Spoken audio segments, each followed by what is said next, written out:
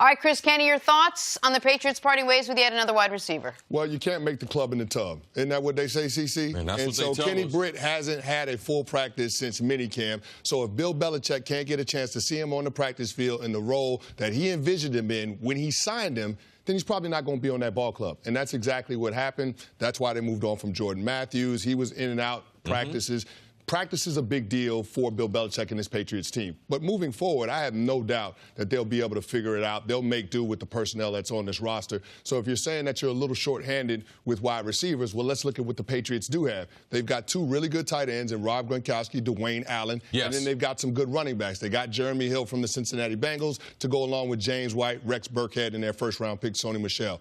So there are a lot of different ways that Bill Belichick will skin a cat. He can do a lot of different personnel groupings that can play like a three-wide receiver set. You can go with 12 with Dwayne Allen and Rob Gronkowski on the field at the same time, split one of them out, and you got a three-wide receiver look. So, I mean, they'll find a way to figure it out and move past the deficiencies that they have in that wide receiver position, especially during the early part of the season with the 4-game suspension for Julian Edelman. Listen, you might think higher of Dwayne Allen as a pass catcher than I do. So I look at the Patriots and I say the two guys who I have most faith in them for the first month without Edelman catching passes are a tight end and a running back. And by the way, the running back, James White, wasn't even their best pass-catching running back last year. That was Dion Lewis. And they have earned it, but this is the situation the Pats are in where they're the only team in the league that would have this wide receiving core, even with Gronk, and we would say they'll figure it out. Right? Like, they're the only team in the league that we would say,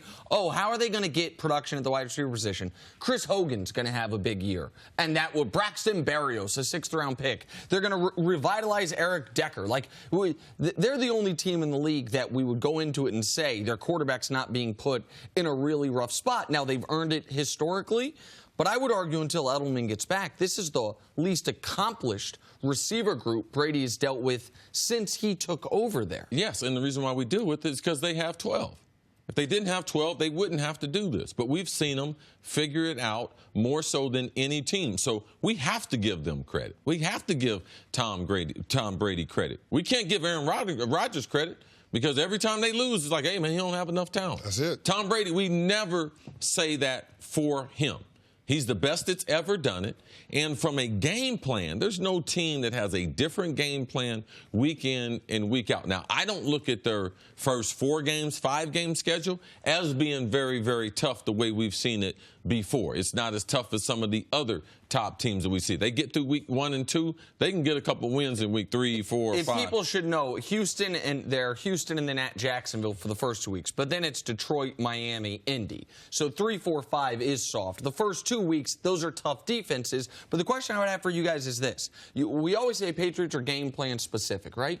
What if the game plan they want to implement, what if they look at a defense and they say where we can take advantage of them is not with our running backs, it's not with our tight ends, but they got weak corners. We want to take advantage of them with our wide receivers. Like, do they have the personnel to do that this year? That's my question. No, they don't have the personnel to do that. Only way you can do that is what Canty said before, is just do it based on formations. You can get your best wide receiver, that being Rob Gronkowski. If they have weak corners, you can put formations in that take the tight end. Just erase it. He's not a tight end. He's a wide receiver. Let's move him out wide. So we can get to certain areas on the field because if we feel like it's not based on certain plays, but it's based on position, where we need to get to. Of course, that's what Josh McDaniels and him coming back, being teamed with Brady, that's what they will do. You attack certain areas of the field compared to it being personnel-driven. We're going to get outside, and we're going to either do it by the pass, throwing it to Gronk, or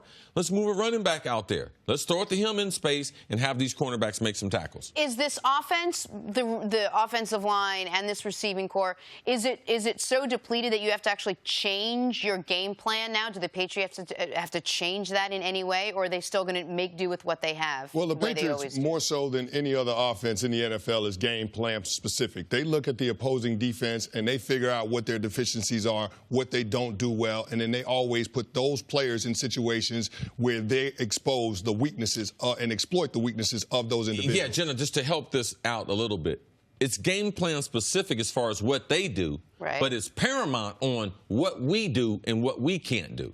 So the Patriots always know what they can't do. They're better at self-scouting.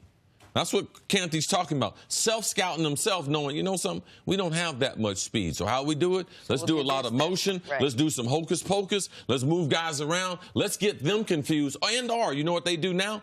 Let's play fast. Yep. Let's catch the defense off guard. Let's go now. Let's go right now. And they are the best I've ever seen at that. At that, when you know the defense is in a rough spot, we're not going to let you substitute. We're just going to go back to the line. Brady is brilliant at that.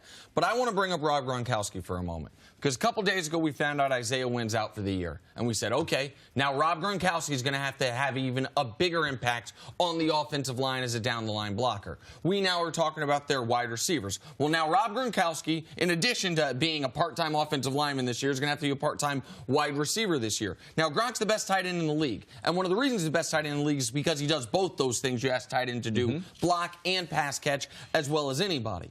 But he's also a guy who doesn't play 16 games.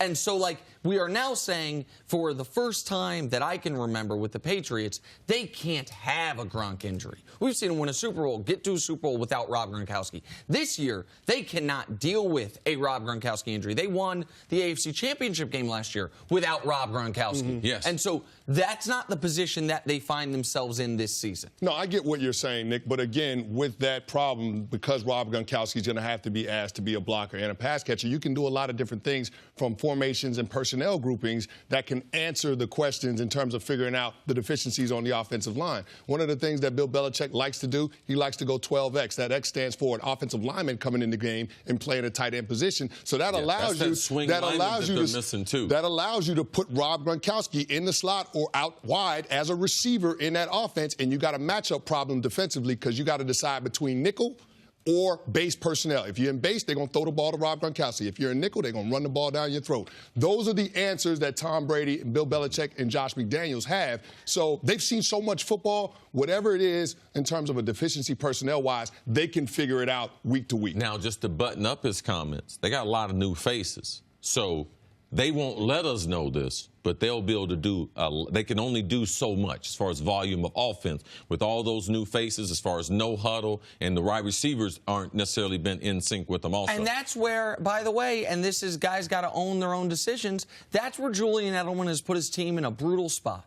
Because that first month of the season, when guys are learning these new things, when they can't do as much, when they could use Edelman the most, that's when he's not going to be there. So, like, that's where, if there was 4 games not to miss Edelman, it's when these guys are learning those things, and those are the 4 games they're going to be missing Edelman.